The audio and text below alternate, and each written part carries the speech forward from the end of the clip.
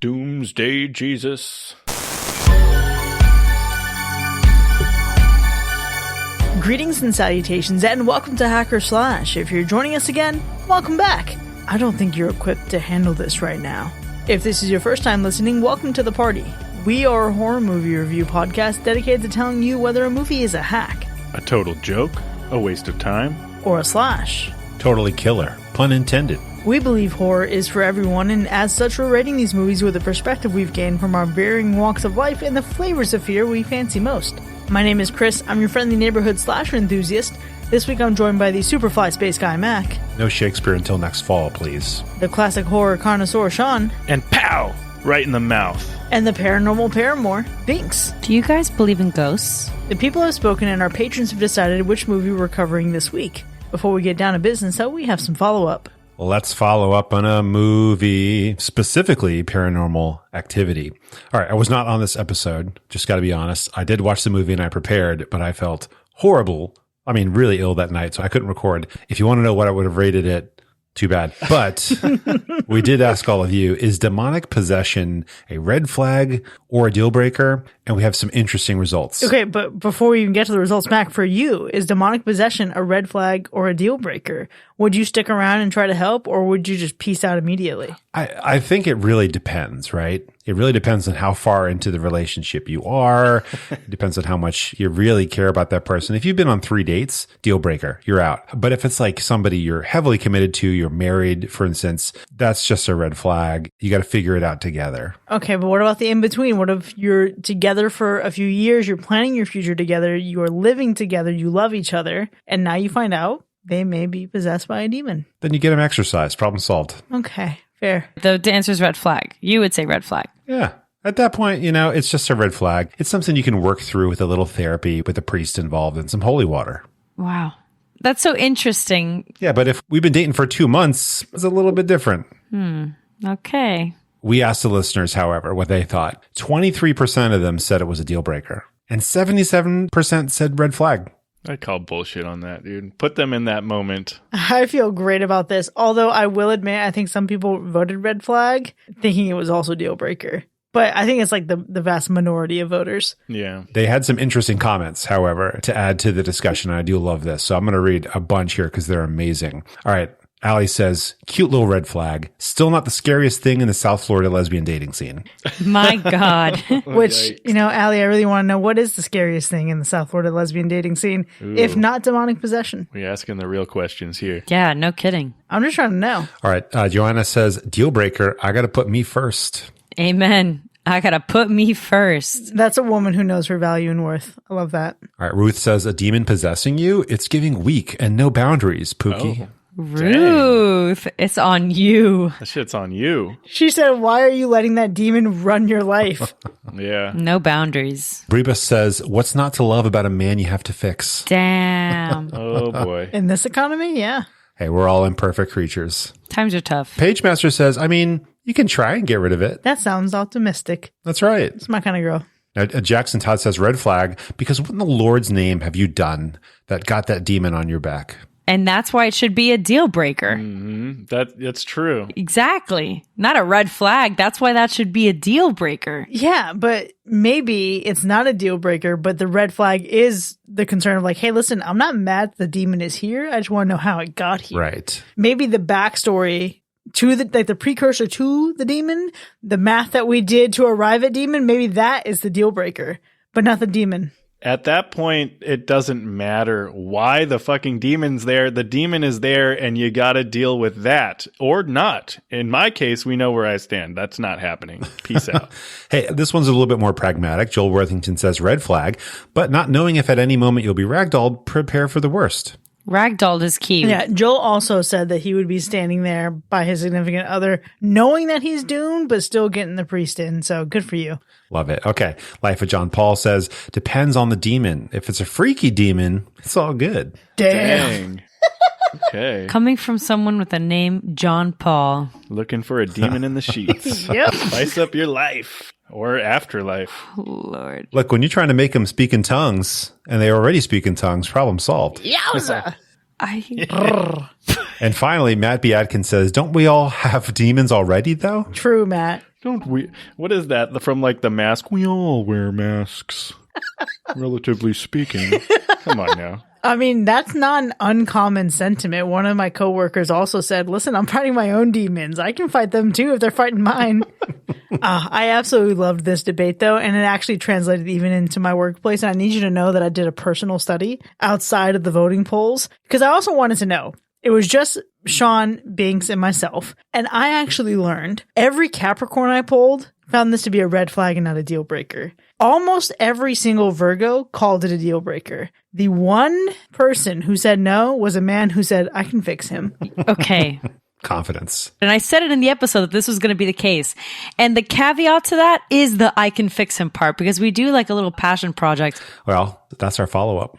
Well, speaking of the paranormal challenging the bounds of our love, this week's film drops us in the quiet aftermath of a profound loss, in which a woman finds herself alone in the lakeside home she once shared with her late husband. As she works to process her grief, the silence of her surroundings begins to echo with secrets, which ultimately lead her down a haunting path of discovering unsettling truths that lurk just beneath the surface of her seemingly serene existence. Director David Bruckner wields atmospheric tension to take us on a journey that's not just a quest for answers, but rather a deep dive into the complexities of love, loss, and the eerily thin veil between the known and the unknown. And this week, after winning 70% of the overall patron vote, we're talking about The Night House.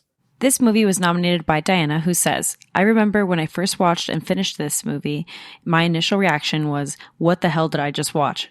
The Night House stuck to me for many reasons. The eerie feeling that something just doesn't add up, a main character dealing with her grief who may or may not be reliable, and the use of color for certain scenes that are just stunning.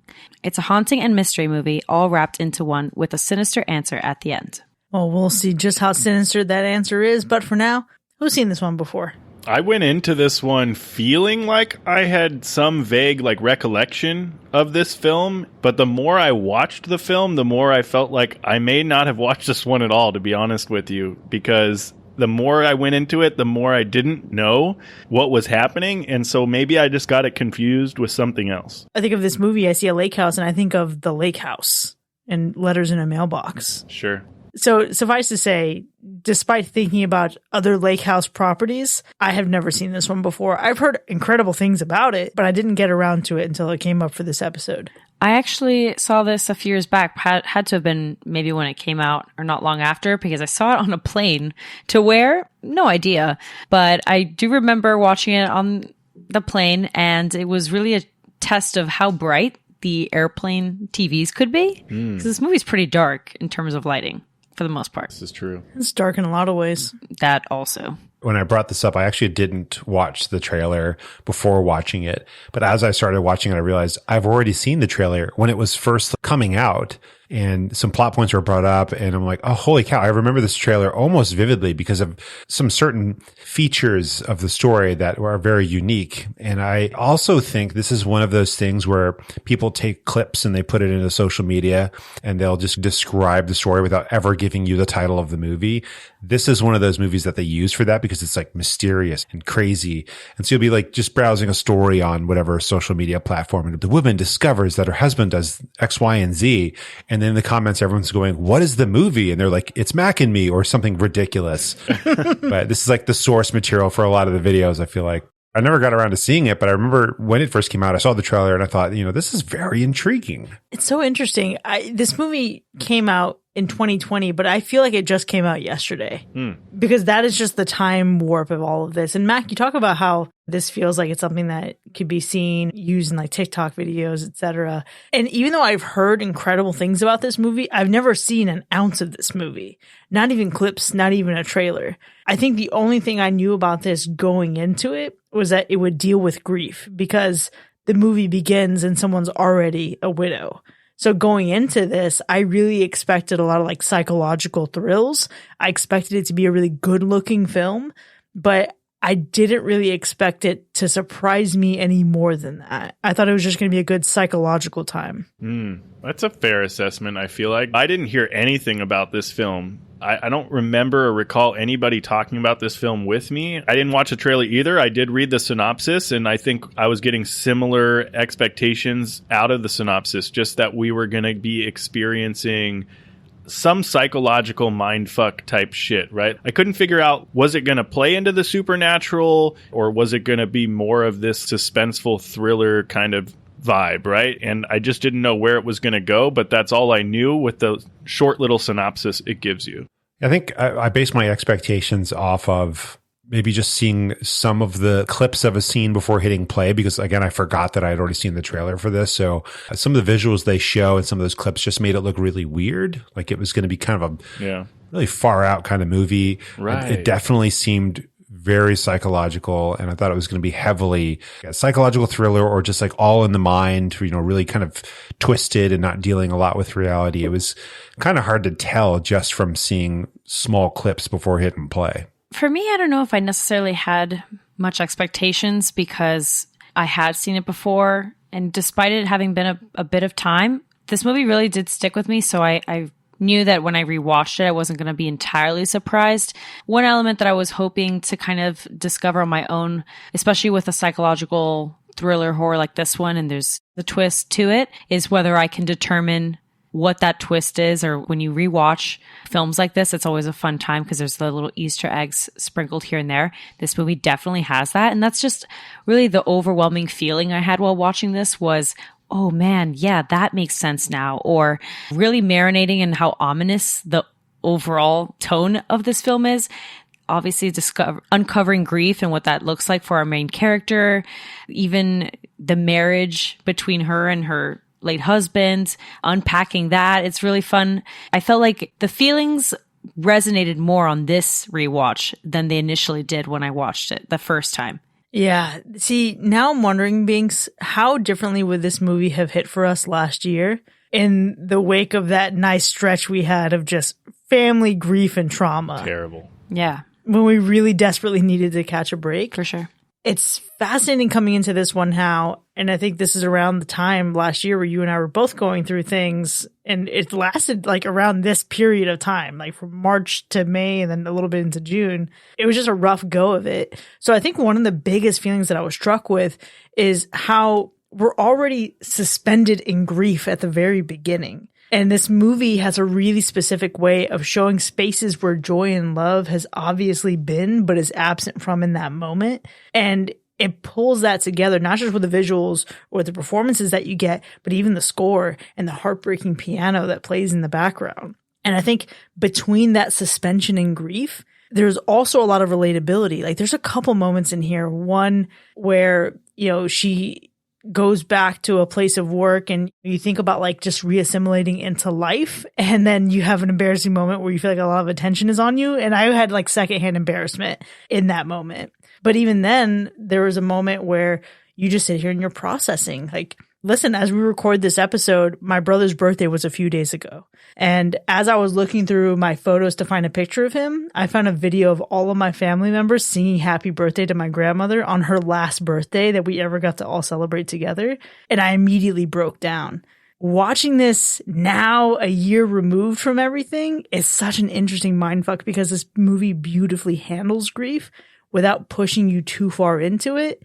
And still somehow doesn't shy away from confronting it. This was like a very cathartic movie to watch. That's a good way to put it. I think it still is a very heavy film to watch, even though maybe the way it delivers is, I don't know if I could say it any better than you, but I feel like the topic is still very heavy. It's still very dark. The disclaimer has to be that you're still going to be dealing with a very touchy subject. So, viewers, beware if you're not in the mental space for a movie filled with depression and things like that, because that's what you're going to get out of this film. And some may take it one way, some may take it another. Yeah, no joke. So fucking glad I had just had a great conversation before watching this movie and I was in a great mood, or otherwise it would have been a real bad time. Yeah, for sure. I could see you have to be in the right headspace for sure. But to your point, Binks, this film was a good film to really try and play along with. I think it was really engaging in that way. I think there were so many red herring things happening, right? I feel like it allowed for a good whodunit type suspenseful watch. And I was really trying to piece everything together the whole time. Even just on my first watch, I was really just engaged in every little detail that was happening. It's a very compelling watch, and I think I really gravitated to just the dramatic moments.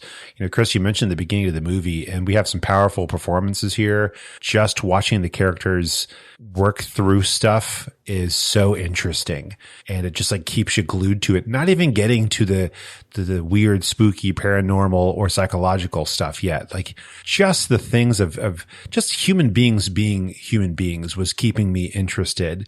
And then we get to spice things up by going wild. Honestly, we go really wild in the opposite direction where things are not very normal and not very human at all. And so we really got crank up the interest, put down the switch, no more Stardew. It's time to pay attention.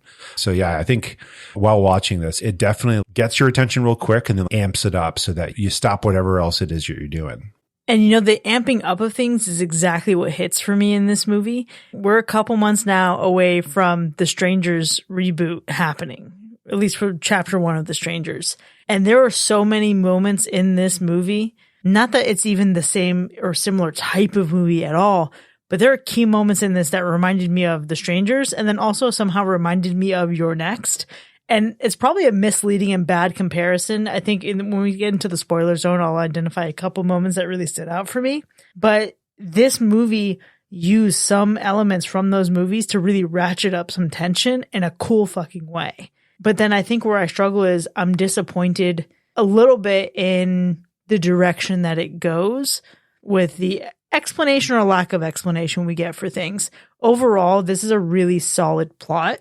And I think the direction it goes is a really interesting one that challenges your beliefs and your understanding of things. But there is an aspect of this plot that I feel like was almost unnecessary. And there's probably a lot of deeper symbolism and meaning there that I'm sure is very beautiful, but just seemed a little convoluted for me. So I feel like it distracted from it. Yeah, that really caught me off guard too. I think that the topic that's brought up at the very beginning of the film, grief and trying to deal with that loss, that was already kind of dark enough. And then we had to take things in a kind of a more sinister direction. And as we start to go on that path, okay, this seems very intriguing now. At the very end of the film, it twists it even more. It's not even just about being dark. It's not about being twisted. It's about being beyond. And it felt like very Mothman to me in that moment where it was it's not that it's necessarily silly, but it is, like you mentioned, it's a little bit of overkill. It seems a little unnecessary. It's still very interesting though, but it ends up feeling a little bit darker than I imagined it would be. It kind of surprised me. I thought it was going to be a 5 out of 10. And we have some moments that are hitting 8 out of 10. But then at the very end, it snaps it back and it's we are so far above and beyond.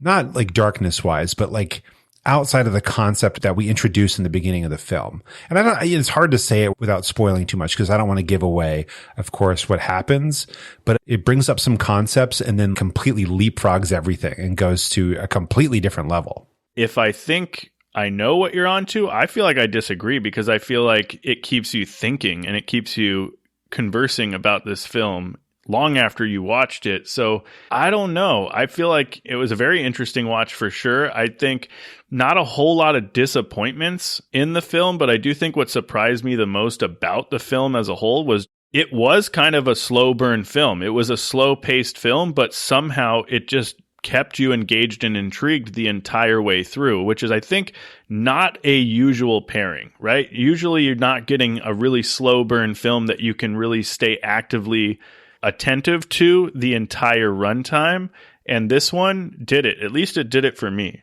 I agree. I am surprised for a film that doesn't have a lot of action per se, it still hooks you. You're still invested. And I think a lot of that has to do with Rebecca Hall's performance as the main character, as Beth. She's incredible, I feel, in this film. And I honestly forgot how great of an actor she is, period.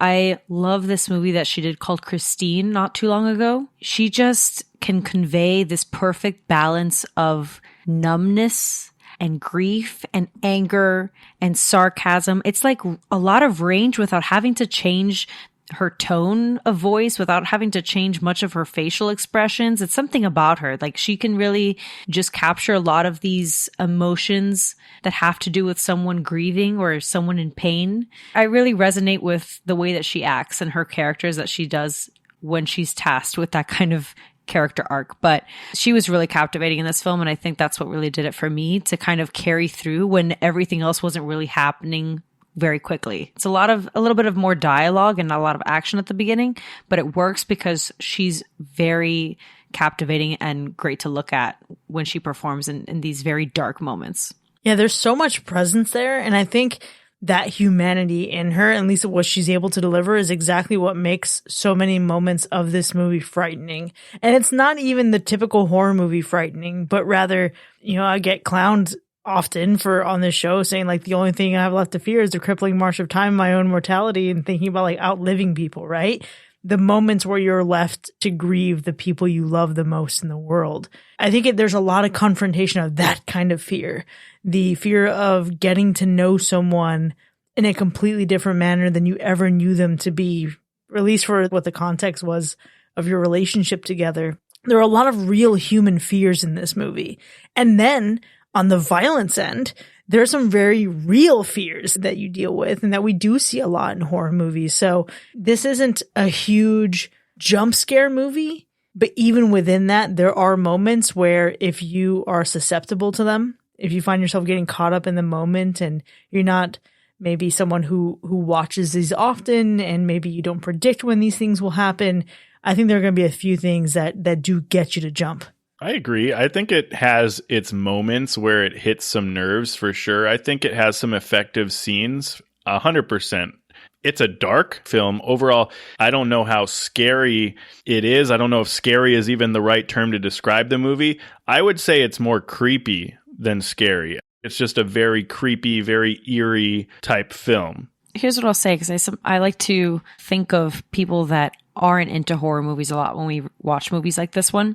I'm going to put this one in the bucket of movies to recommend people that are afraid, that are like, think horror movies are just super scary and they'd be timid about getting their feet wet. Because I would put this a little bit more on the psychological thriller side than horror, because there are a lot of drama films that captivate what this main character is going through, that captures grief and depression, all of these very heavy topics. So if that genre can do that, this film is just doing that, but a little bit of horror, right?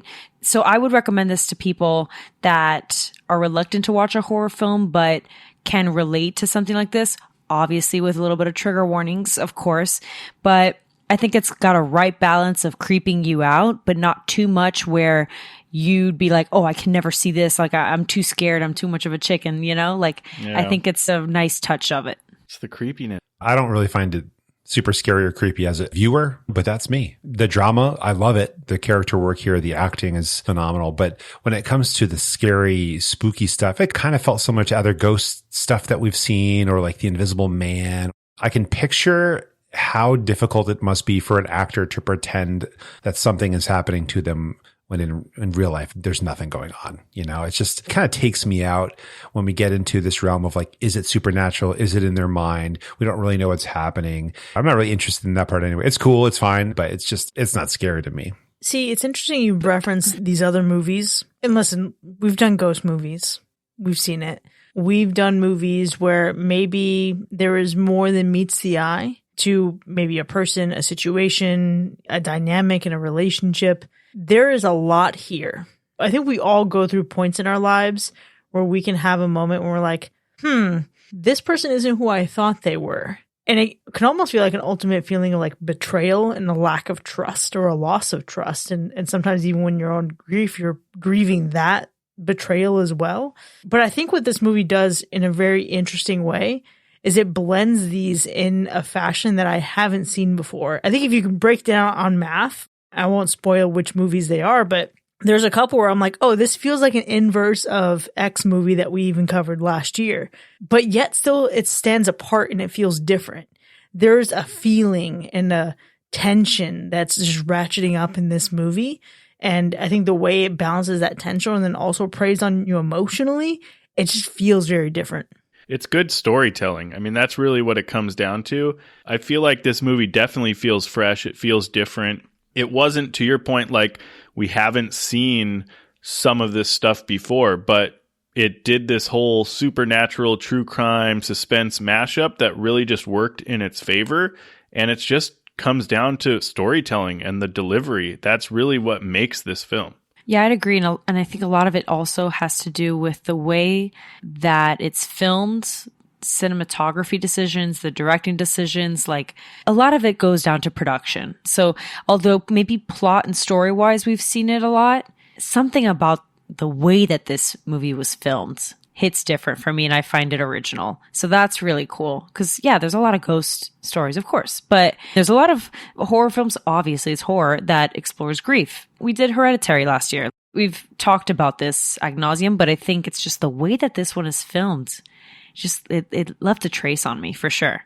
Just as much as, honestly, the ending. The ending, for me, felt like I wanted to have a little bit more time to marinate with what we just discovered and how everything resolves itself. But nonetheless, the way that it was filmed and just an opportunity to see this main character really come to a good ending. Like, this character arc is so good that I'll take it.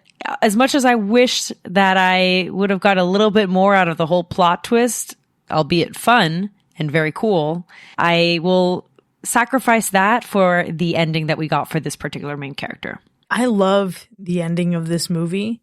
My struggle is that there is a component of not just the ending, but the whole narrative that just feels unnecessary. And it has nothing to do with the way the movie wraps up or the method in which many storylines in this movie are resolved. And I can't wait to dive into it because I feel like there's a big part of this film that I'm missing. But man, when we think about the journey that you're taken on and the seeds that are planted in the beginning of the movie, I think what this movie does really well is it has a fucking payoff. It has a payoff that feels like, okay, yes, this was worth the time invested, even through the parts that I thought were unnecessary. I could see that because I can't be mad at it. In my book, the ending was kind of the weakest part of the movie, but that's probably because I enjoyed the first part of the movie so much. I think it was a decent wrap up to the story. There's some of the stuff that goes on here, not with our main character, but with the explanation of some other characters' actions, that it was just a little cheesy to me.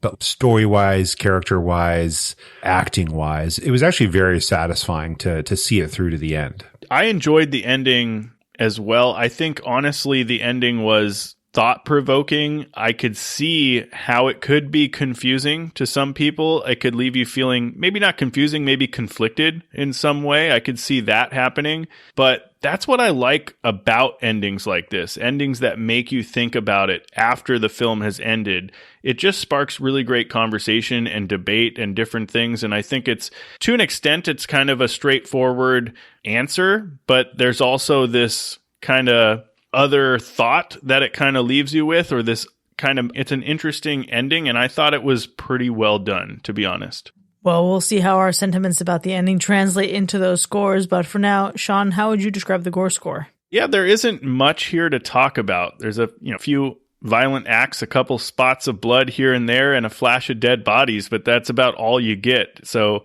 it's really giving a bore on the gore score, but don't let that deter you, because this film did not suffer for the lack of gore. And what about the animal report?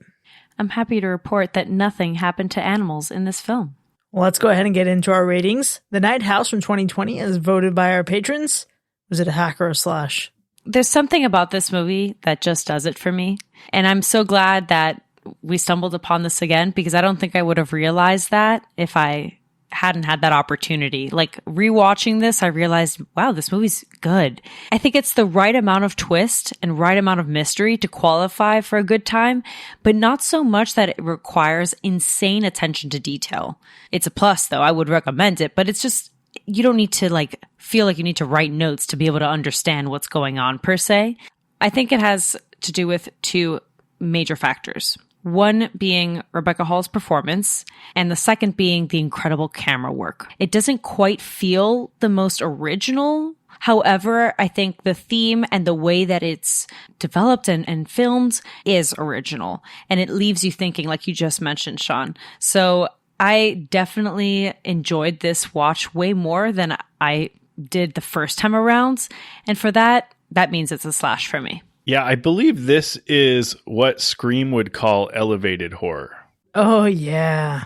Maybe the cinematography and that you're speaking to, Binks, this was really a stunning film to watch. It's an atmospheric mystery of sorts. This film really brings you along for the ride. It provokes you, much like our protagonist, Beth, right? To try and figure out what exactly is happening here. And we'll get into Rebecca Hall's performance. We already touched on it, but we'll break it down in the spoiler zone, I'm sure, because absolutely phenomenal, to say the least. And this film demanded attention with an hour and 47-minute runtime and getting very little visuals for the most part for like the entirety of the film. And that's hard to do, I feel like. I'm not usually into the depressing undertones, but this one made for a terrifying and mystifying, maybe even haunting tale of death, grief, depression, all of that manifested. I feel like David Bruckner is a true master of his craft, delivering films like the refreshing Hellraiser reboot. You've got VHS, Love It or Hate It, and The Ritual, which I believe I want to see still. I believe I recommended it a long time ago. We just haven't gotten around to it. And now we got The Night House, right? And it was just such a truly intriguing psychological horror film with really great narrative. And it's also this modern day ghost story. And I'm fucking here for it. It's definitely a slash for me. Oh yeah, I'll absolutely add to that slash train right here. Let me hop right on, because this was such a great watch. I mean, we've talked about the acting. The acting's phenomenal, and not just from one person, from multiple people in this film. The visuals, just absolutely beautiful. There is so much to look at here.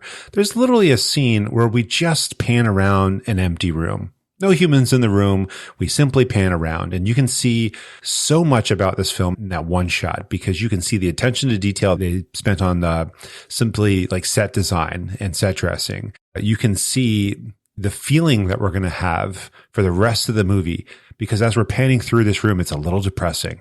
It's a little dark, but there's something to it. All those little details are intriguing, and you kind of want to spend some time on them and see what's going on. And it really shows you what you should expect for the rest of the film. And when we finally get people on the screen, they feel like real people.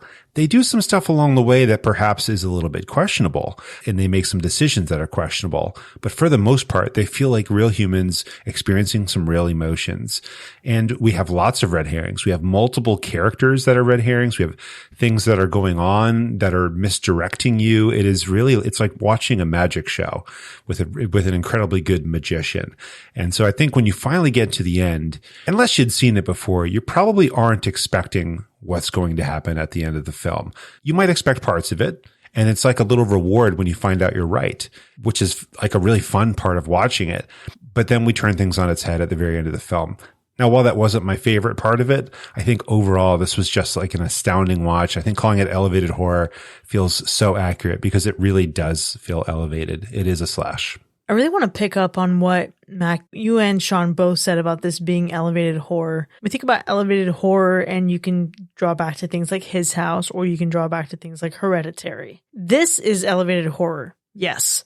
But it's also not so elevated it trips over itself while trying to deliver a 30-layer cake, when reasonably everyone only really wants like 3 layers of cake. This feels like the appropriate amount of depth and allegory, because this movie is pure atmosphere. This movie is grief, but the right amount of grief to send a compelling message. And even the supporting cast is really well performed and very lived in. And listen, there are imperfect characters in here. There are aspects of the movie where I'm like, could we have done with this or done without it, really? But at the end of the day, I put this in a collection of a very small group of media that I can listen to when I'm sad. And I can listen to it when I'm sad because it's the kind of sad that makes you feel less alone, but doesn't feel like it's making you feel weighted down and wallowing in that sadness. It's almost like productive sadness where you can relate to it, recognize you're not the only person who feels these things, but also let's do something about it, or there's a light at the end of the tunnel. For this movie to dance so beautifully along being a psychological thriller and also weaving in and out of the layers of depth that it's giving, it's nothing short of impressive, and it's a slash. Now with that, The Night House from 2020 has earned a universal slash. You can find this movie streaming online. Check the link in our show notes to see where you can find it right now. Then join us in the second half so we can break down all these spoilers together. We'll see you in a bit.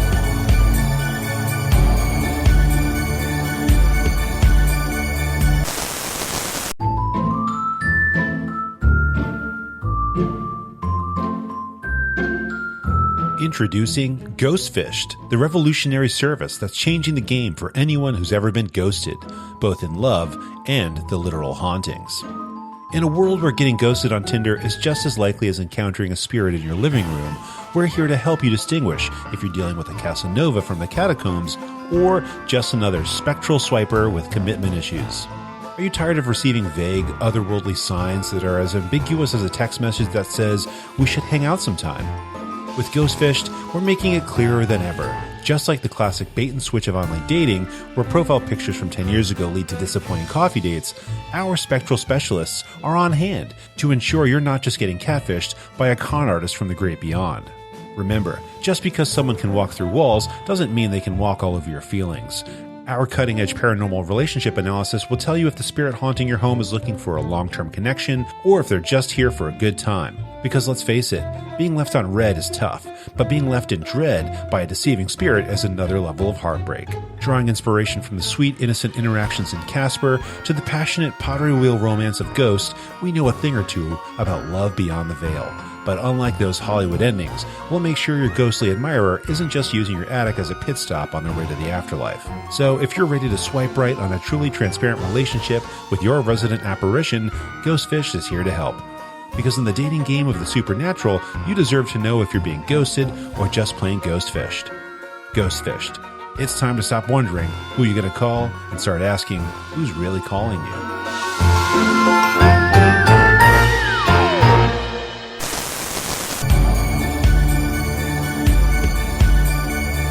Welcome back, folks. You are now entering the spoiler zone for The Night House, which has earned a Universal Slash. Now, we have a lot to unpack here, but before we get into the specifics of our ratings, let's go through those kills.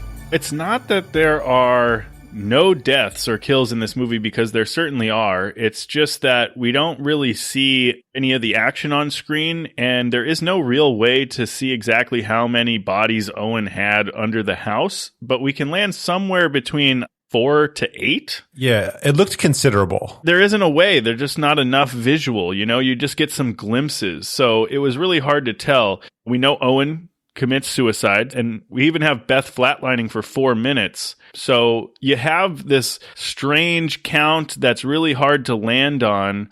Do we consider Beth flatlining for 4 minutes the living dead? I don't know. That's an interesting concept, but hypothetically, we can say maybe a body count of around 8 or so. Here's what this movie does for me. And this is where I think I'm a little frustrated. Not like in a serious, I'm frustrated way, but this man is a serial killer. And maybe he has a motive that people can relate to. Maybe you would also do anything to protect your wife and just kill women who look similar to her, and you're just so tormented by it. But he's still a fucking serial killer. This would be like if there was a psychological thriller about the woman that Ted Bundy almost married while he was also killing women. It's a little fucked. It's fucked for sure, but it's also one of the best scenarios for having a serial killer partner. You know what I mean? Like, it could be worse. If you're going to have a serial killer partner, I'm not saying all scenarios have to involve your partner being a serial killer, but if this is the one, I'm kind of okay with it. Just because it's the least bad of all potential scenarios for marrying a serial killer, it's still a step too far. Is it the marrying a serial killer part, or is it the I would be a serial killer for you? You know what I mean? I'm going to interject because that's the part of it. I wonder if this is what you were talking about in terms of was it necessary per se, because I feel like what they were trying to do with him was say that these urges that he has are as a result of nothing being in his head. It's not that he actually is a serial killer that just so happens to have this scenario where it would benefit him to be a serial killer. I think it's that this entity, nothing, made him a serial killer. So we can compare this to any vampire movie that we did, especially last year, like Let the Right One In, or any horror movie, I guess, where like they're doing things and maybe killing people to help someone or someone that they love, not because they actually love it. I do get what you're saying, and let me address it with these thoughts. First, no, this is not the component of the plot that I thought was unnecessary. I actually really like this bit. But this is also just like starkly taking the reality of violence against women and men who lure them into a false sense of security, prey on them sexually, and also murder them. But what this really felt like for me was the inverse of Fresh, where let's pretend the wife in Fresh wasn't just along for the ride, or maybe a previous victim herself, but rather totally ignorant to everything that was happening. And then let's say her husband dies and then she learns about it later, right? Like, what would that look like? So it's not that I think he's just a serial killer. Like, I think it's very clear that he does what he does because of the manipulation from Nothing, because Nothing is just trying to get her back. However, it's still, at the end of the day, let's take it away from her perspective. Let's look at like the neighbor Mel. The dude's still a serial killer, still luring women to his little shack in the woods and hiding them underneath the floorboards. This is true. And you know what? Manipulated, guided, forced, I don't know what the right term is, by Nothing. He's apparently trying to trick this entity, if you will. Is it manipulation, or is it really just trying to protect his wife? Yes. There's a fine line here. You see what I'm saying? You can play devil's advocate here. You can play devil's advocate with a lot of things. Sir, I didn't rob the bank just to have money. I just wanted to rob the bank to feed my kids. That's true. Here's what I do think was the unnecessary component of the plot. There's a labyrinth of it all. It seems like the architecture of the house, there's almost like the upside down or the inverse or the reflection of the house itself. That is what I found very, very confusing. Yeah. It was almost as if he was trying to structurally build a trap versus just trying to trick Nothing into having all these women. So that's where it felt a little convoluted to me. Yeah. Do I say I'm frustrated with a serial killer and am actually angry about it? No, I think that's actually a really cool part of the plot. But the architecture of it, trying to understand the labyrinth of it, and I know there's a lot of symbolism there, didn't think it was super necessary. Huh. That's interesting, because I feel like when it comes to a lot of these films or just the lore of demons or ghosts and stuff, one of the main components is how do you trap it? And so that's what that house is. That's the trap. And you need it to stay somewhere, and that's where that entity is housed, per se. So I feel like that's like the checkbox when it comes to this genre, is having a structurally sound place where you would trap it. And it, in this film, it just happens to be the house just inverted. Very much Stranger Things. What in the 13 Ghosts is this shit? Okay, there. Thank you. I was gonna bring it up earlier, but I was like, oh no, that's too much of a. It is 13th Ghost. When I watched this, I was like, oh yeah, for sure, that's what this is. It also feels like Final Destination.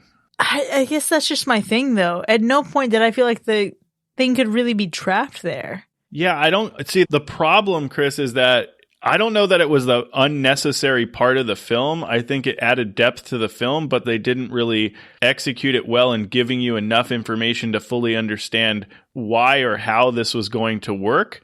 And so that is where it becomes convoluted, confusing, and conflicting. Which, again, is exactly why I'd end up finding it unnecessary, because I felt like it just distracted from this really cool fucking thing that was going on over here, which is this woman coming to reconcile the fact that her husband that she loved of 15 years is a serial killer who has women who look like her buried under the floorboards of a random shack in the middle of the woods. That's enough. That's enough. We don't need to do too much here, guys. That's a lot. That is going to fucking wreck her therapy sessions for the rest of her life. That is a lot. We didn't also need the 13 Ghosts Labyrinth Maze House Trap Jafar's Genie Lamp thing. Didn't need it. And honestly, I don't think we needed the Mothman either here. I don't think having the Invisible Man was like a necessary part. I mean, this is like Meet Joe Black here, but in a bad way. And I don't think that really added to it. He's got this whole like Son of Sam thing going on where it's like whispering in his ear, and it's effective enough for him to just like believe that, but it doesn't need to be portrayed in a way that's like, oh yeah, this is real. It's giving Amityville. I didn't mind it. Oh no, the worst. Well, while we're in the topic of whispering though, I have to say this, I mean, I'm not going to take away everyone's favorite production elements because I feel like we might have some similarities here. So I'll talk about the whispering to start because we've got something going on here, okay? Every now and then we see this type of element, which is this ominous whispering that kind of is like reverberating a little bit. And it hit me now because, of course, when I hear that whispering, I now think of Skinamarink, and then I think of Amityville, and now I was like, oh shit, that's right, that's in this film too. And so I just love how the whispering just raises the hairs on my arm, you know, like it just gets me very creeped out. But I don't want it to be oversaturated though. I hope that future horror films don't overuse this because then it just takes away the whole point of it. You know, you get desensitized by it. So I want us to kind of savor that fear element and maybe get it every few years in a couple movies, not use it in every single movie moving forward. You know, Binks, you say things like savor, reverberate, raise the hair on your arms. I think you can just say you were into the whispering. What the fuck? No. Binks Kinks. No. Okay. No, not Binks Kinks. A lot of people are into whispering, though, you know? That's the whole foreplay. Yeah, that's a fine thing. You know, into the ear, that kind of stuff. It's okay. Let this be known that I was just talking. I was just speaking, listeners. And look at who's chiming in, okay? Everyone else but me. Well, Mac's silent, but I know he's thinking it too. So I'm going to loop you into this shit. I didn't say nothing, okay? I would actually commend them on having effective whispering in this film because normally when you whisper, it's either speaking at normal volume or it's so low that nobody with like perfect hearing even stands a chance of hearing it. And at first, you can't exactly hear words. You just hear that there's whispering. And then like you get to a point where you can hear something. You can tell that it's whispering. It still helps to have subtitles on. But I found it to actually be like an effective use of the whispering. But like you mentioned, you got to limit that whispering. Otherwise, it loses its effect. Yeah, okay. It's okay to acknowledge that whispering can be effective. I'm not saying it's a weird thing. I think you can just say you're into the whispering and it's okay.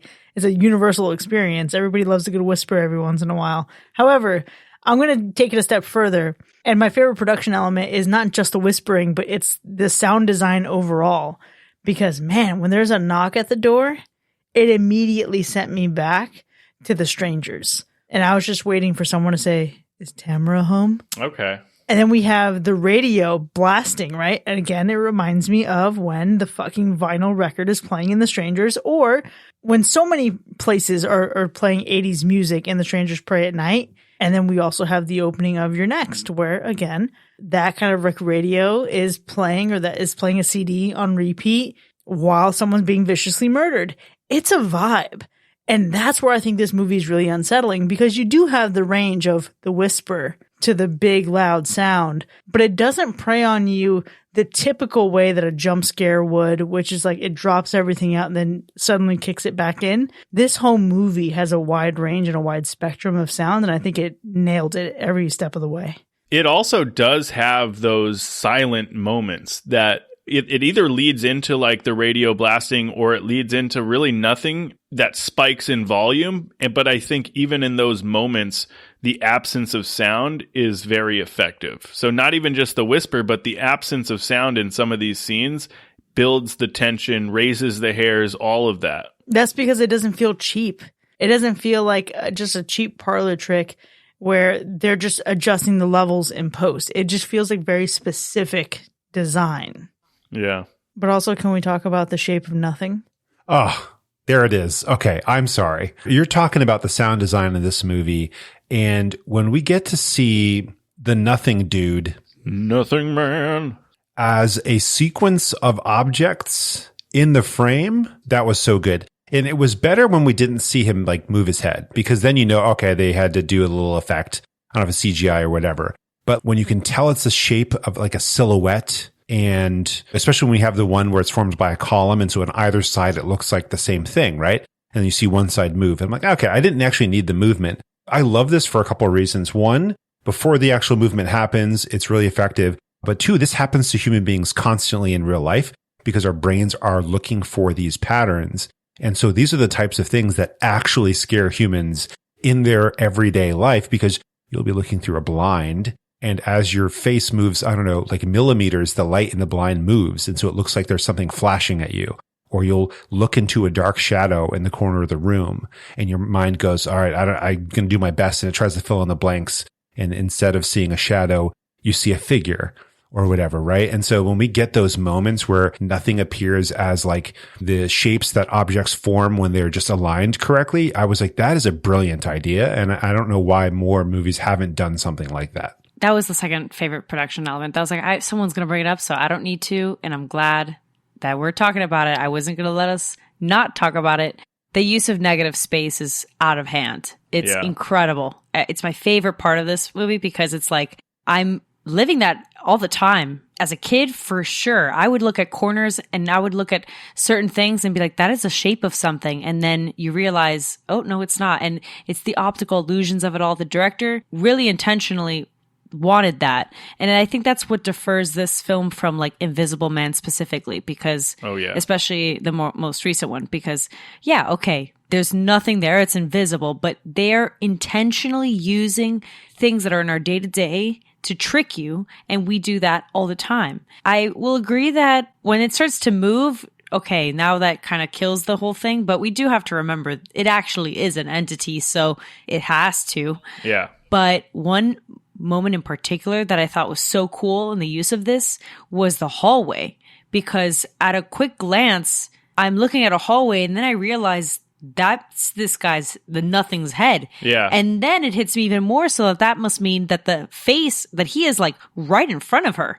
That's fucking crazy. I literally had my brother and my sister-in-law over watching this film the other night, and it took me a moment, but my sister-in-law just like jumped out of the couch and was like, "Do you see that fucking face?" And I'm like, what? And then I was like, oh yeah, I see it. That's wild. It's wild how nothing can appear and there's just the most distant figure in the background, and then all of a sudden take up so much of the frame without even striking you with immediate realization. And I'm thinking back, earlier I mentioned the moments where we have like the CD or the music playing so loud. There's a point where there's the knock on the door, and then when she goes out, you can see this dark entity in the reflection of the glass door, and it subtly turns towards her with slightly glowing eyes, because getting that in addition to having her husband's phone already texting her the "come down, don't be afraid," that shit was great. Yeah, but I think talking about all of these different uses of negative space, I think really ties into what we have been raving about this entire time, which is just the cinematography of this movie. Because aside from just the negative space, just the way some of these really even just simple scenes were shot and just brief moments that you get, right? Like even simple shots of just looking inside the house through the window, right, from the outside, but somehow it's super interesting and it's stunning and it's beautiful and it captivates you. From every moment of this film, whether it's an intentional like scene that's full of dialogue or full of action to even just a still shot, it's just really well done. Yeah, that was actually our patron, Diana, because in her nomination, she brought up the color thing. And that's what, as I was literally reading it and saying it for the episode, I was like, wow, she's so right. Because the scenes of red, especially at the end, just that red, deep red lighting. The two moons. Oh, the two moons. Oh, so good. Yeah. We talked a lot about the production element, and it makes me think now my favorite scene of this film. A little more on, well, it's hard to say serious side because this whole movie is serious, obviously. But it's a real human moment that I don't think needed a lot of coloring or crazy cinematography angle. None of that production stuff, actually. It's just a standard moment that I think felt very human, and I could feel like I could be Beth in this conversation in some ways, and it's her talking to her friends at the bar. I interpreted it being different stages of grief, or like different ways that people process death in a way. So we've got one friend that's basically deciding what's appropriate and what isn't, when she's saying like, oh, why do you still have that? Then you've got another one who's trying to approach it from like a logical perspective. Then you've got another one that wants to just deny it entirely. So it's like different people having their own opinions and talking to Beth, but it reminded me a lot of how people process their grief as well. It just felt very real life. Like, I know that she's obviously asking them, you know, do you guys believe in ghosts? And she's processing this death in a very logical manner. She's not like losing it sobbing. We haven't seen that side of her, not in this film. From the whole time, we're seeing her just trying to desperately understand how someone could have done this and who is her husband and what happened to him that he would do something like this, when she's the one that has these mental health issues, that she's the one that has these concerns, right? And the risk. Simple moment, simple scene.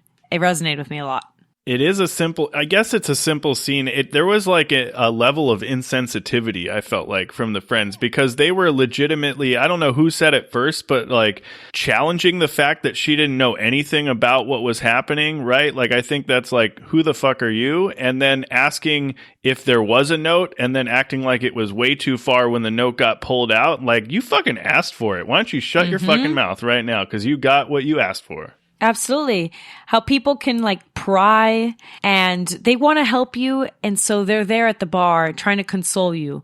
But then they're asking questions and details. Yeah. Almost like in a gossipy manner. But right. Then when you get the answers, it's a little too much. It's like, oh, why do you have that? It's very layered.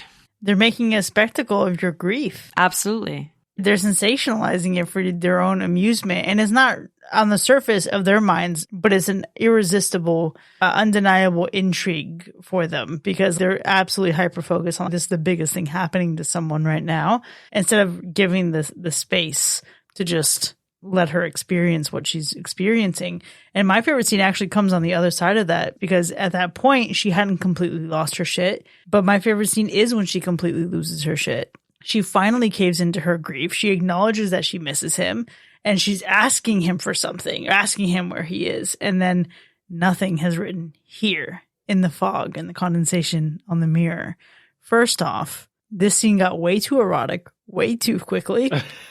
But that scene goes from such a high point in grief and pain to then another extremely high point in the peace and intimacy of thinking she's with her husband. She feels the ultimate comfort. She's smiling a little bit. She has goosebumps. You know, you can see indentations on her skin where something is caressing her, and she feels held again. She feels loved again. She feels safe again. It's giving the movie Ghost. But then you get the moment where nothing says, I'm not Owen. And just like that, she is dragged through the horrors and the reality of who her husband was. And yes, he has his motives. Yes, obviously there was some pain there. Yes, you see him crying and tormented by this. But she goes from the pain of missing him and the idea of him being a serial killer in the back of her mind because she's missing the Owen she knew and loved for 15 years, to the high of having him, the low of realizing she does it, and then the shocking reality of finally seeing and finally confronting who he was when he was ending women's lives. What a fucking roller coaster of emotions. It is crazy. It feels like if someone got a bucket of ice water and just like throws it on you. Mm-hmm. Yeah. Truthfully. And look, I know we're joking about the eroticism of that scene, but hear me out just for a second, because that's where like quite literally the bucket of ice water, honestly, hits. Mm-hmm. I can't remember now what film it was that we reviewed where we talked about something like this, but grief is so interesting. And one of the ways that you can process grief, obviously, is like the craving of intimacy. That scene in particular, that's how I interpreted it. When you go from feeling so numb and so empty, the other spectrum of it, like the 0 to 100 of it all, is, you know, euphoria and just wanting, you know, that intimacy with someone that you love so much. And obviously sex is one of the ways that you show that, right? So I think that's what that was. I hope that people saw it that way and not of a like, why is this becoming like a weird sex scene right now with a ghost? Well, I think, if they went far enough, it probably would have been that way, because nobody wants to see a ghost sex scene. Nobody wants to see it. This would have been Scary Movie. I don't know what Scary Movie it is, but if you know, you know. There's like a Scary Movie. Yeah. Maybe it's 3 where they are doing that. So maybe it would have been a little too much. The movie is tasteful, but it's also because it gets you right there to the edge of thinking something's going to happen. And all of a sudden you realize that shit ain't Owen. And what a sudden snap back to reality. Yeah. Wow. My favorite scene is nowhere near as tantalizing as your choices here. Mine is much simpler. And it goes back to the beginning. It's that impromptu parent-teacher conference. Yeah. There's something about that felt, one, it was funny. It was actually really funny, but it just like felt so human. And you had secondhand embarrassment for this parent because you knew that she was about to light her up when she just kept pushing the issue. But the line about the kid's name was hilarious to me when she was like, you know, my son Hunter. And she's like, I got so many Hunters. Oh, yeah. Like, just talking about millennial parents, what they're naming their kids right now. It's perfect. And then when she blows up on her and she doesn't hold back, she tells her what happened to her husband. And she's just like, oh, I didn't know. And she's like, yes, you want that B? Yeah. You want an A? How about A? You want an A? Okay, so you're fine with a B. Okay, good. Sounds great. And it was just like, oh man, she is so ready to unleash some of this that's like buried deep inside. And you just happened to push the right button, but she didn't take it too far, which was good. Especially for a parent who's just coming in there to make sure that her kid cannot be held accountable for his own shortcomings. Right? Classic Karen. Mac, that's such a good one. I feel like we all have been in a situation where we have a personal matter going on, but naturally we have a customer or a client or whatever, or a student in my case, like feeling like they are entitled or whatever personal matter they have should overshadow whatever you're going through. That's this right there, that scene. Man, did it hit me right in the middle of my chest. Super relatable. Yeah. Super relatable, especially when I lost my grandfather. I was in the middle of peak season for my job. And I remember I was gone for like almost a week and a half, 2 weeks. And I remember I had so many emails I had to answer back, so many complaints and things going on. And it's like, you want to join the school? Let's go. I don't even have the time nor the care with what I'm going through. So this was so great to see. Someone may say like, was it really necessary? Maybe not, but all of these small moments of just having real life scenarios is so great when you think in the bigger picture, this is supposed to be some kind of supernatural horror film. See, that's exactly what this movie does to ground you in reality before slapping you upside the head with the 13 Ghost Trap House. Oh, no. But there is good humor built in there, too. And I think there's the scene where Beth hears footsteps or something, whether it was upstairs or downstairs, I don't remember. But I feel like she's had enough at this point, and she just grabs her bottle of liquor. She takes a fat swig, and she's like, okay, let's do this. And she like goes to confront it. I think, man, that's something I would do for sure. Be like, fuck all of this. Let's just fucking take this shot and figure this out.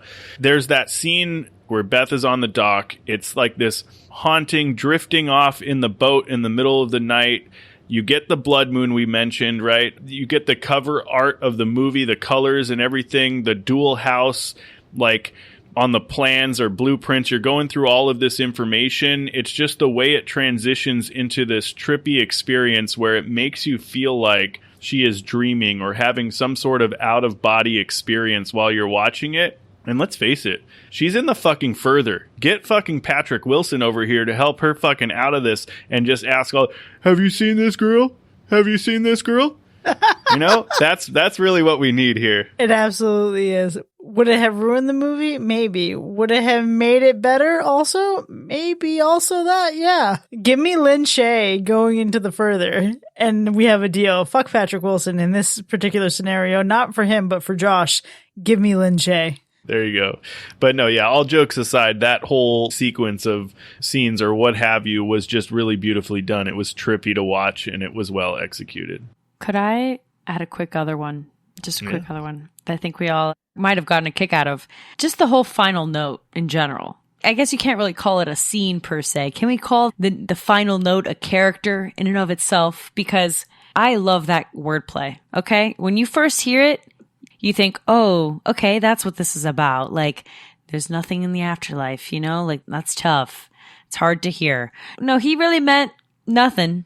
This man's name is nothing. Nothing is after you. You actually bring up such a great point here, because one thing that struck me outside of the myriad of other movies I've already listed in this episode, nothing from this is giving Nobody from the Odyssey.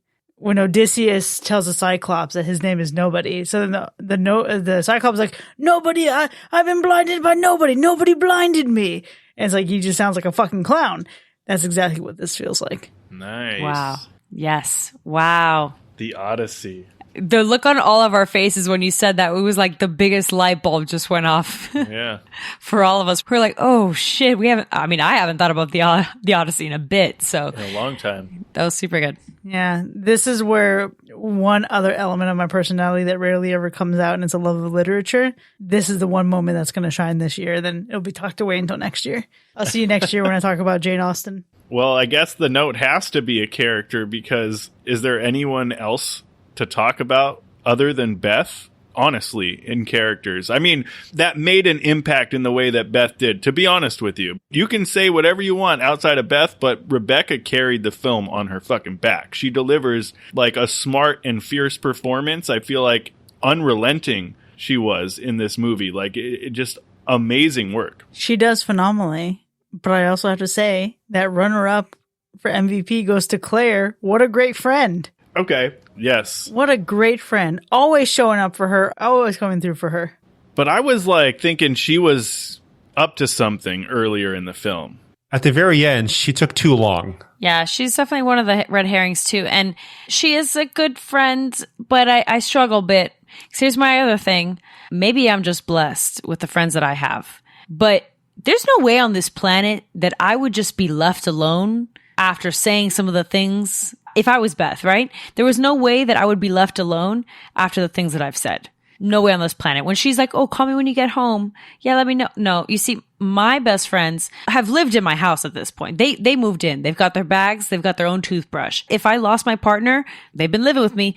They're seeing nothing too. They must be, because there is no way on this planet that they would just be okay with me being by myself after such a catastrophic, life-changing scenario. That's just me. But that maybe that's extreme high expectations to also have portrayed on film. We wouldn't have the film that we have now. So there's that. You do have great friends. So at the very end, Claire walks, and that's the problem I have with her. She sees her on the boat. She's incredibly worried about Beth, and she doesn't run out there to check on her. Because one, she's in the boat. She knows something bad is probably going to happen or could happen. And she like takes her time to like, let me go look out the window. Let me like walk down there. Now we're watching it. And my wife was like, run. What are you doing? Run out there right now. She jumps in the water and saves her. Therefore, all of that is negated, in my opinion. Yeah, eventually she gets to it. I did enjoy the fact they, not low-key, made her a red herring, and Mel, like the neighbor at one point. Yeah. They set him up to be like in on it. Like he knew what was going on, or he helped them or something.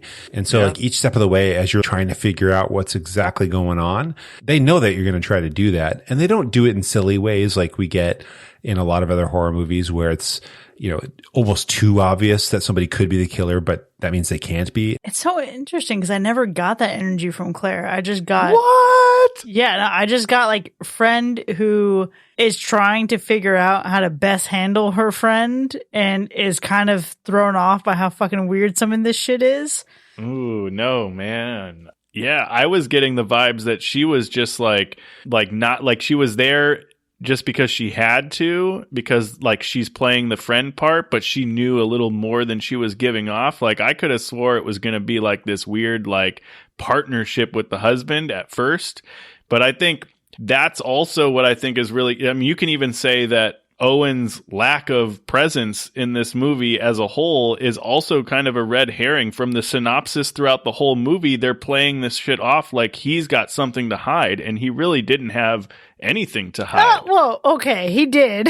He was a serial killer. No, he's a serial killer for her. So technically, it's all good. It's a good thing. This man's photographing women in the bookstores and also luring them. There's a whole house in the woods that she didn't know about. To trap the entity that was attached to her.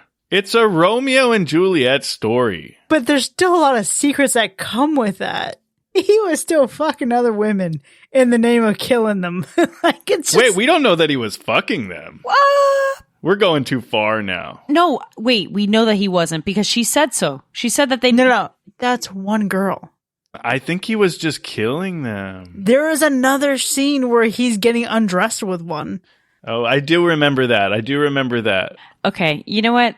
Yeah, and here's how we know that he probably was. Because they are saying that he is tricking Nothing. Yeah. To make Nothing think that that is Beth. So it's a thin line, man. It's a thin line. You can think that him having a good reason to do it means that he doesn't have anything to hide. But I'm just saying the facts is the facts, and he was hiding all that shit. I would love for this film to have been more ambiguous in terms of if Nothing is even real or not, because it really plays out like it's like this is real, this is the confirmed story. And I would love for there to be an ending here where it's all a bunch of BS and it's all just like a really good explanation for emotional stuff. Because, I mean, it would be more satisfying if he was just a psycho and, you know, he was doing this stuff and she's trying to grapple with it. And this whole demon entity thing is just made up inside their heads. That to me would be a little bit more interesting. And so like he does all this thinking that he has to, but in reality, there's something broken and he just feels the desire to kill people. Yeah, I guess we just don't need the justification of men killing women, but that's fine. Yeah, no, that too. I like what they did. I think it was a different take. It throws you off. Okay, whether you say he's justified or not, that's an opinion that you all can have. I just think that the direction they chose to go with and give you that kind of plot twist, I think it was good. Yeah. Can I tell you what I didn't like? We didn't need Naked Owen as Nothing. Like walking on water as if he's the death Jesus. I don't know. It just felt unnecessary. Didn't need the buttocks. Didn't need him naked in a boat. Doomsday Jesus. Didn't need any of it. And we see him as clothed Owen later because he's then like whispering to Owen and Owen almost kills her. But it just seemed a little out there. I would say that there's not much to hate about this movie. Like if you watch it and you have a good time, there's not much to pick apart, but major missed opportunity. You can call it the worst part if you really want to, but that's nitpicking. But the fact that Owen continued to portray Nothing was a bummer. I think Nothing was very effective when it was portrayed by nothing, by shapes, by the moons, by wind, just by movement throughout the house. I liked that part of it, the concept that it's this entity, that it's a force. But when Owen in the dreams is also nothing, I'm like, why? You know, it goes back to like serial TV shows where they're like, hey, for this episode, you're all going to be possessed by ghosts. So it's all going to be the same actors, but you're going to be playing different characters. Okay, I get it. You don't have the budget, whatever. It's kind of boring. And it was kind of the same thing here. Like, once we realize that there's this other entity and we're still in dreamland, why even show Owen pretending to be Nothing, pretending to be Owen? I can't decide if that's like the disappointing part or maybe the worst part for me. Maybe I'd have to agree with you there because I can see how it also just becomes very confusing at that point on. They want to have the viewer still believe that the husband is still the villain. You know what I mean? The husband is the problem and we're unveiling who he really is, while the plot twist, no, it's nothing. And that works. But did we need to have Owen be Nothing? I don't think we did. I think that also just ties into, in general, what I was talking about earlier, my disappointment. And it's that the unveiling of this whole plot twist happened so quickly to me in this whole showdown at the end. I would have liked a little bit more of a moment to really marinate in it. And if that looks like what you mentioned earlier, that it all ends up being BS and it's just really in her mind, that's how she's rationalized this whole thing, is that there is an entity that is Nothing and it's not Owen and all this other stuff, then so be it. But yeah, I feel like that I had such a good time with that ending and it being, oh shit, it's not that Nothing is there, it's that Nothing is there. And that's so cool that I didn't want it to end. I wanted it to kind of keep going. So if I had to nitpick, I guess that would be it. Yeah. It is the confusing aspect of the film for me if we have to pull like worst part of the film, because I agree with you, Mac. There isn't necessarily like a really truly terrible part of this film.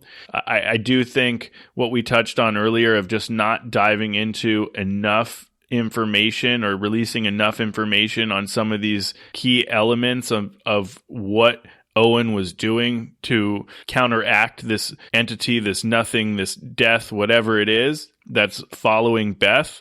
That was a little bit of a miss. I also don't think we want this movie to go any longer than it is. So how do you incorporate that and shave other areas off? Because I don't really want to miss anything else that they gave us. Yeah, it's tough. And I think the convoluted parts of this movie are the only thing that give me pause when considering rewatching it. I think I absolutely will, but I'm going to need some time and space for sure. And it's going to be one of those where when I do rewatch it, I feel like I need a better understanding and a different perspective on the architecture part of it and just the symbolism behind it. And I understand what it's objectively for, but I feel like I'm going to need some time before I can give it a fair shake and really just try to take it in again to appreciate it. This is interesting to me because it reminds me in some places of movies like Hide and Seek, or I don't know, there's like a couple other movies where there's like one character that you're curious if they're bad, of what they've been doing. And we kind of go in this process of discovery. But I feel like those typically gravitate more towards the thriller side of things. And so you can watch them more often.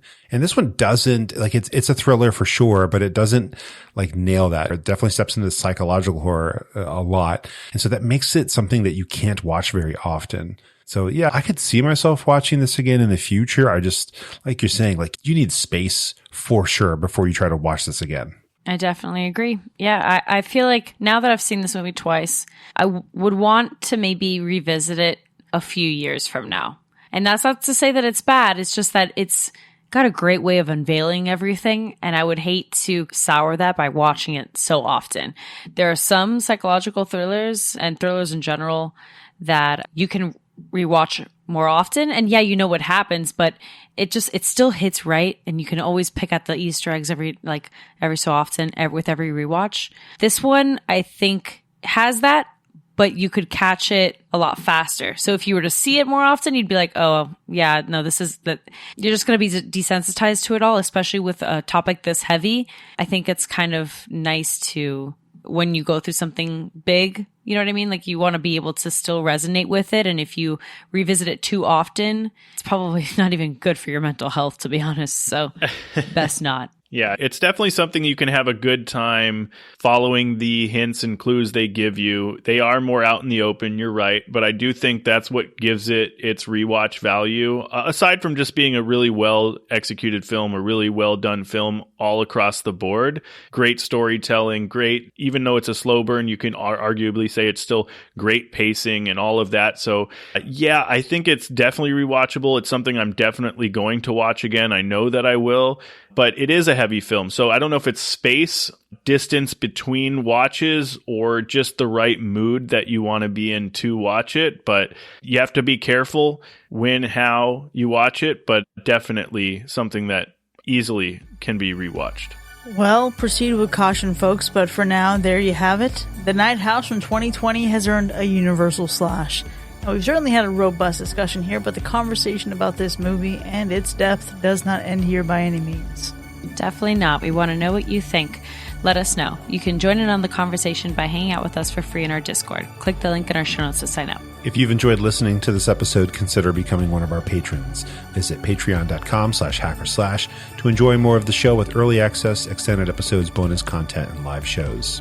We'll see you next time, folks. And remember, you still have a life to live. Everybody has a different barometer for that sort of thing.